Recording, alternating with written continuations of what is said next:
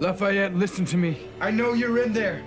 Whatever Marnie's making you do, you have to fight her.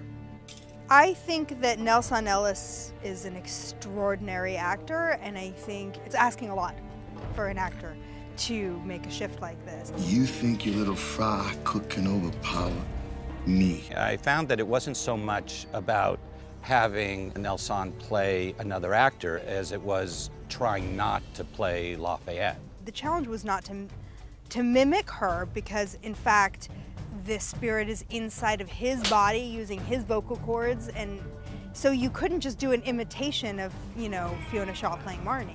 It was about sort of interpreting the idea that he has a spirit of a 40-something-year-old woman inside of his body, which is really specific and complicated, and I think he's done a phenomenal job. I'm sorry. Writing the scene where Jesus says goodbye was an important moment to me, because I didn't want to do the cliche version of a ghost coming back and saying, you know, I will always be with you. I mean, how many times have we seen that scene? I came from a place of Jesus was okay with it. He was like, look, all the crap that we dealt with on this earth, none of that matters anymore. I'm fine. That sort of, I think, in a way, releases Lafayette from the guilt. Lafayette is now a medium, and Jesus is a spirit. I think it'll be interesting to see where that relationship goes.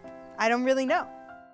I've been working with Jessica for 4 years in a relationship with another actor. And one of the nicest things on this episode is I'm doing a Jessica Jason arc. I don't know how people are going to respond to it, because I do believe that there is this double standard about female characters and having and sort of exploring their sexuality. I think, though, the natural progression for a young woman is she's changing and she wants to experience things. Can this be enough for now? It was really fun for me to write a sex scene where the woman is in her power enough to say that I'm not ready to be your girlfriend, that I still have exploring to do. You're like no other woman I've ever been with. No, I have been with a lot of women. Oh, God, that's so sweet. Sookie has been linked to a vampire, whether it was Bill or Eric up to this point. Sookie has lost her grandmother, she's lost her parents. In this episode, she loses her best friend in the world. Sookie's had a tremendous amount of loss. So I think her trying to find family and deep, profound connection with men in her life is understandable.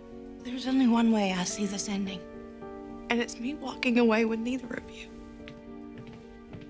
Sort of a new chapter for her, and I'm interested to see where it takes us in season 5. I can't really speak to Alcide's long arc yet, but as a third suitor for Sookie, I mean, you have to admit, he's hot. I'm done with the drama. I want you to be done with it too. Between Bill, who's this, stoic, principled guy, and Eric, who's a bit selfish and self-involved, and now we have this sort of generous, sweet, powerful man. It's another color. I'm hoping that there'll be room for Sookie and Alcide to hook up, but I don't want her to get sucked in again. I want her to, find her footing and have her own story now. Why would a vampire want to glamour me?